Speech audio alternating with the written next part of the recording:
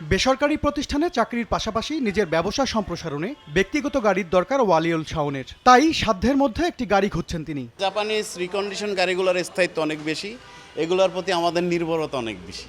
শাওনের মতো অনেকেরই চোখ রিকন্ডিশন গাড়ির দিকে, কারণ দাম যেমন কম তেমনি টেকে বেশি দিন, আবার বিক্রির প্রয়োজন হলে ক্রেতাও মেলে সহজে। রিকন্ডিশন গাড়িতে লোন দিতে সাপোর্ট করে, কারণ এটা টিকসই বেশি। উবার পাঠাও এতে যারা গাড়িগুলো দেয় তাদের জন্য এই রিকন্ডিশন গাড়ির জন্য বেস্ট। জাপানিজ মালটা আপনি 10 বার রিপেয়ারিং করলে 10 বারই চলবে, এটা গ্যারান্টি সহ ঠিক করা যায়। রিকন্ডিশন গাড়ির পার্টসগুলো আপনার এই বাংলাদেশের যেখানে যেখানে পার্টস বিক্রি করে আপনি সবখান থেকেই কালেক্ট করতে পারবেন।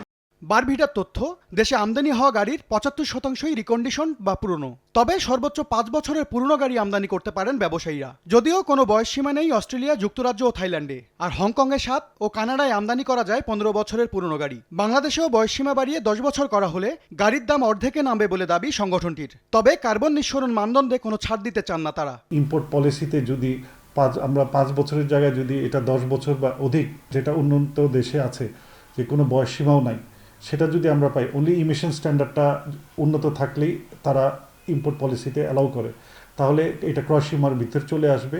নিবন্ধনের ক্ষেত্রে নতুনের চেয়ে পুরনো গাড়ির ফি 27,500 থেকে 54,000 টাকা বেশি গুনতে হয়। আসছে বাজেটে এই বৈষম্য দূর করার পাশাপাশি হাইসের মতো মাইক্রোবাস আমদানিতে বিদ্যমান সম্পূরক শুল্ক তুলে দেওয়ার দাবি বারভিটার।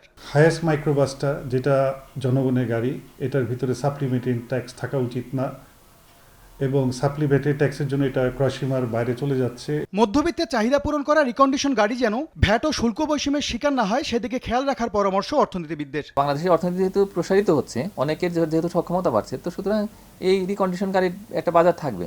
কিন্তু দীর্ঘমেয়াদে আমাদের কার ম্যানুফ্যাকচারিং এবং এই অ্যাসেম্বলি, তো সেই দিকেও আমাদের চিন্তা করতে হবে। দেশে টেকসই সরবরাহ কাঠামো গড়ে তুলতে ট্রাক পিকআপ আমদানিতে শুল্ক কমানোর দাবি রিকন্ডিশন গাড়ি আমদানিকারকদের সংগঠন বারভিটার। পরিবেশ সুরক্ষায় ইভি কিংবা বৈদ্যুতিক গাড়ির ব্যবহার বাড়াতে জোর দেওয়া হলেও যন্ত্রাংশের সহজলভ্যতা, পুনরায় বিক্রিতে ভালো দাম আর দেশের সড়কে মানিয়ে নেবার সক্ষমতার কারণে এসব রিকন্ডিশন গাড়িতেই ভরসা রাখেন সাধারণ ক্রেতারা।